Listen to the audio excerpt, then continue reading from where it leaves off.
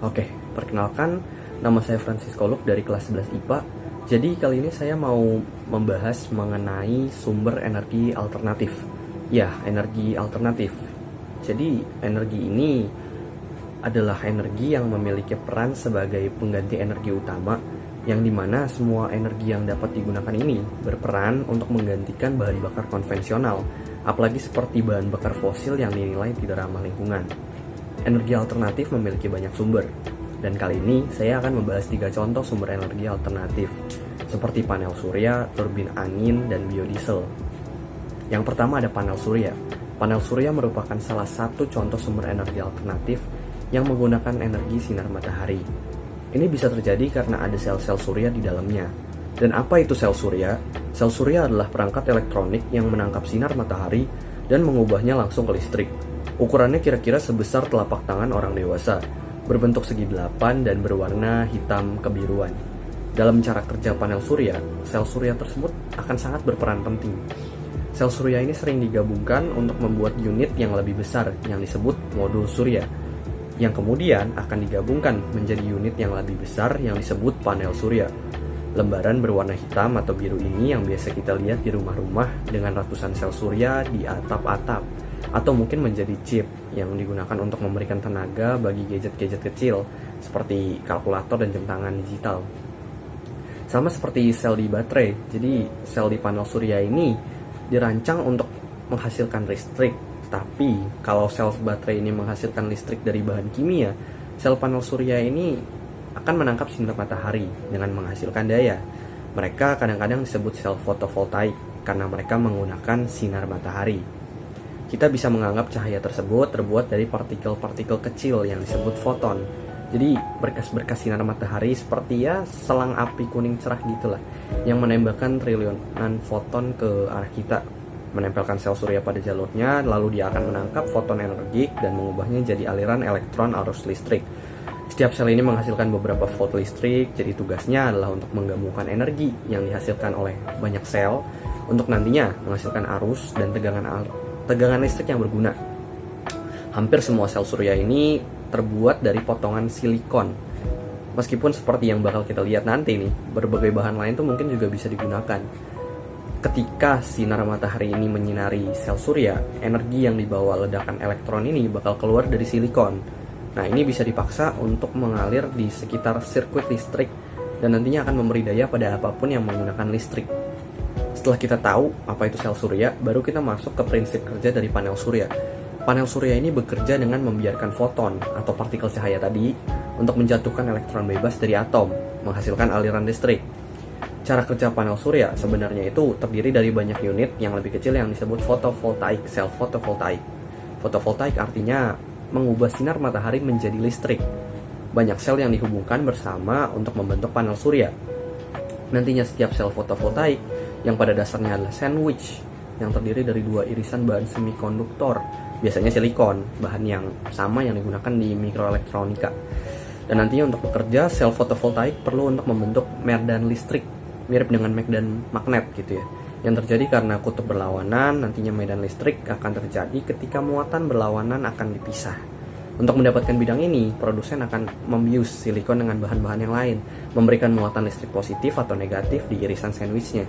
Secara khusus, mereka menyamai fosfor ke lapisan atas silikon yang menambahkan elektron. Sementara itu, lapisan bawah mendapat takaran boron yang menghasilkan elektron lebih sedikit atau muatan positif. Ini semua nanti akan menambah medan listrik di persimpangan antara lapisan silikon. Baru ketika foton sinar matahari ini menjatuhkan elektron bebas, medan listrik akan mendorong elektron tadi keluar dari sambungan silikon. Beberapa komponen sel lain akan mengubah elektron ini menjadi daya yang bisa digunakan. Pelat konduktif logam di sisi sel ini mengumpulkan elektron dan mentransfer ke kabel. Baru di situ elektron mengalir seperti sumber listrik yang lain. Lalu yang kedua, ada biodiesel. Apa sih sebenarnya biodiesel itu? Biodiesel adalah bahan bakar nabati untuk aplikasi mesin atau motor diesel berupa ester metil asam lemak atau fatty acid metil ester atau FAME yang terbuat dari minyak nabati atau lemak hewani melalui proses esterifikasi atau transesterifikasi. Biodiesel ini digunakan sebagai energi alternatif pengganti bahan bakar minyak untuk jenis diesel atau solar. Biodiesel dapat digunakan dalam bentuk B100 atau 100% atau campuran dengan minyak solar pada tingkat konsentrasi seperti B20. Sifatnya ramah lingkungan, tidak mencemari udara, mudah terbiodegradasi, dan berasal dari bahan baku yang bisa diperbaharui. Dan sebagai bahan bakar nabati, biodiesel bisa dibuat dari bahan baku minyak kelapa sawit, minyak jarak pagar, minyak kedelai. Namun, berdasarkan kuantitas sama pengembangan produksi, pembuatan biodiesel ini dengan bahan baku yang minyak kelapa sawit tadi lebih potensial karena infrastruktur dan suprastrukturnya ini udah tersedia di Indonesia. Bahkan di samping produktivitas biodiesel dari minyak kelapa sawit akan jauh lebih baik dibanding sama minyak jarak dan kedelai. Karena asalnya dari kelapa sawit, udah tentu bahwa bahan bakar biodiesel dijamin ramah lingkungan. Nggak cuma itu, teknologi pengolahan minyak kelapa sawit menjadi biodiesel ini juga nggak susah. Dapat dikatakan kalau semua orang bisa membuat produk ini. Pada umumnya, biodiesel sintesis dari ester asam lemak dengan rantai karbon C6, C22. Minyak sawit ini merupakan salah satu jenis minyak nabati yang mengandung asam lemak dengan rantai karbon C14 sampai C20, sehingga mempunyai peluang untuk dikembangkan jadi bahan baku biodiesel. Pembuatan biodiesel melalui proses transesterifikasi, dilanjut dengan pencucian, pengeringan, filtrasi. Tapi kalau bahan baku dari CPO-nya belum, maka perlu dilakukan esterifikasi, meliputi 2 tahap. Yang pertama transesterifikasi 1, pencampuran kalium hidroksida dan metanol dengan minyak sawit. Reaksi ini berlangsung sekitar 2 jam di suhu 50-60an derajat Celcius. Bahan yang pertama kali dimasukkan di dalam reaktor itu adalah asam lemak yang nanti akan dipanaskan sampai suhu yang sudah ditentukan. Reaktor transesterifikasi ini dilengkapi dengan pemanas dan pengaduk. Selama proses pemanasannya, pengaduk itu bakal terus dijalanin. Lalu di suhu 60 derajat, campuran metanol dan KOH-nya tadi bakal dimasukkan ke reaktor dan waktu reaksi dimulai sejak itu. Baru di akhir reaksi akan terbentuk metil ester. Lalu produk ini bakal diendapin dalam waktu tertentu, memisahkan gliserol dan metil esternya. Gliserol yang terbentuk berada di lapisan bawahnya karena berat jenisnya lebih besar daripada metil ester. Gliserol baru dikeluarkan dari reaktor agar nggak mengganggu proses transesterifikasi 2. Setelah proses transesterifikasi 2 ini selesai, akan dilakukan pengendapan lagi supaya gliserol terpisah. Pengendapan yang kedua memerlukan waktu lebih pendek daripada yang pertama karena gliserol yang terbentuk lebih dikit dan bakal larut dalam proses pencucian. Pencucian hasil pengendapan transesterifikasi yang kedua bertujuan untuk menghilangkan senyawa yang nggak diperluin lagi seperti gliserol dan metanol. Pencuciannya bakal dilakuin di suhu sekitar 50 derajat, pencucian dilakukan 3 kali sampai pH-nya menjadi normal lagi, baru dikeringkan dengan tujuan menghilangkan air yang tercampur di metil ester. Sekitar 10 menit aja di suhu 100 derajat lebih, baru pengeringannya dilakukan dengan cara memberikan panas pada produk dengan suhu sekitar 90 derajat melalui sirkulasi. Ujung pipa sirkulasinya akan ditempatkan di tengah permukaan cairan di alat mengering. Terakhir, filtrasi atau penyaringan. Tujuannya itu menghilangkan partikel-partikel pengotor biodiesel yang terbentuk selama prosesnya itu berlangsung seperti karat ya, yang berasal dari dinding reaktor atau dinding pipa. Filter ini umumnya ukurannya lebih kecil dari 10. Bila pada bahan bakar bensinnya ini kita tahu ada angka oktan tingkat pembakaran, maka di bahan bakar diesel dikenal dengan nama cetane number atau CN. Makin tinggi nilai CN-nya, maka makin cepat pembakarannya dan mesin akan makin optimal.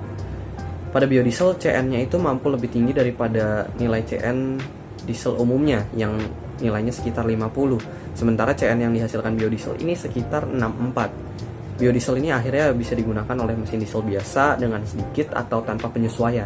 Penyesuaian mungkin akan dibutuhkan jika penyimpanan atau wadah biodiesel tadi terbuat dari bahan yang sensitif seperti seal, gasket, dan perekat terutama mobil lama dan yang terbuat dari karet alam atau karet nitril. Dan yang ketiga atau yang terakhir ada yang namanya turbin angin. Turbin angin adalah PLTB, pembangkit listrik tenaga bayu. Pada mulanya turbin angin ini bukan alat yang dipakai untuk menghasilkan listrik, tapi tujuannya adalah untuk membantu petani menggiling padi dan melakukan irigasi. Alat ini udah banyak digunain di negara lain kayak Belanda, Denmark, dan negara-negara Eropa. Dan sekarang di Indonesia, turbin angin udah mulai banyak masuk di Indonesia. Dan untuk itu, kita akan bahas tentang cara kerja dari turbin angin. Yang pertama, dia akan menangkap angin. Angin adalah salah satu bentuk tenaga energi matahari. Angin ini adalah pemanasan atmosfer yang berlangsung gak rata di beberapa wilayah. Pemanasan yang gak merata tadi disebabkan oleh matahari, rotasi bumi, bahkan sampai penyimpangan permukaan bumi. Dan nanti, angin yang ditangkap ini bakal menggerakkan kipas dari turbin tenaga angin. Prinsipnya itu kebalikan dari kipas angin listrik yang ada di rumah-rumah. Kalau kipas angin berputar karena ada listrik, turbin sebaliknya. Yang kedua, dia akan memutar rotor turbin. Angin yang ditangkap sama turbin tadi akan menggerakkan kipas turbin. Angin akan memutar sudut turbin yang diteruskan pada perputaran rotor. Rotor yang terletak di generator ini biasanya diletakkan di belakang turbin. Teorinya, turbin ini akan mengubah energi kinetik yang ada di angin menjadi energi mekanik yang menggerakkan rotor. Tenaga mekanik ini akan diubah jadi energi listrik dengan bantuan generator. Tenaga mekanik ini juga bisa dimanfaatkan untuk keperluan yang lain, salah satunya untuk menggiling gandum atau padi dan memompa air. Banyak aktivitas lain yang sebenarnya bisa diringankan dengan bantuan angin gitu ya. Dan yang ketiga ada yang namanya perubahan energi. Generator tadi kan fungsinya untuk mengubah energi gerak jadi energi listrik. Dan prinsipnya rotor turbin angin ini yang digerakin sama angin bakal membantu generator untuk menghasilkan listrik. Perubahan energi ini didasarkan sama teori elektromagnetik, yakni daerah di sekitar medan magnet ini mengandung aliran listrik. Sistemnya itu memasang material ferromagnetik yang berupa kumparan kawat berbentuk loop. Baru yang keempat, proses pengumpulan energi listrik. Ketika porosnya itu berputar karena angin, bakal terjadi yang namanya flux di stator. Perubahan flux ini bakal menghasilkan arus dan tegangan. Arus dan tegangan tadi akan dikumpulkan dan disalurkan melalui kabel listrik. Tegangan listrik yang dihasilkan sama generator punya sifat AC atau alternating current. Tegangan listrik ini punya gelombang yang bentuknya sinusoidal. Energi listrik dari generator ini bakal langsung dimanfaatkan, namun kebanyakan disimpan terlebih dahulu di baterai.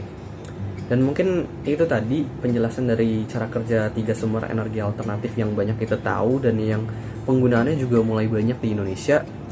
Sekian